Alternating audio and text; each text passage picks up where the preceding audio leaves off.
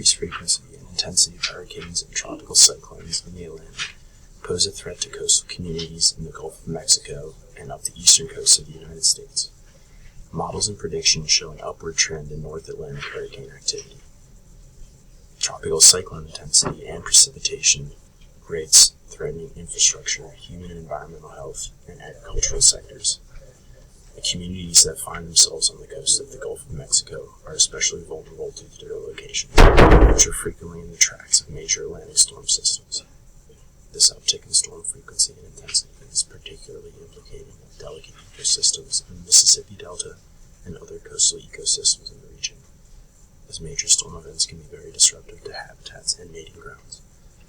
This trend is expected to incur significant costs on aging storm management infrastructure and communities as a whole. Since the IPCC AR5 report presents the notion that human activity is a contributing factor to increased storm frequency and intensity with medium confidence, a host of solutions exist. As is the case with most climate implications, humans are the cause and also the solution. We can take it upon ourselves to adopt sustainable habits to lessen our climate change contributions.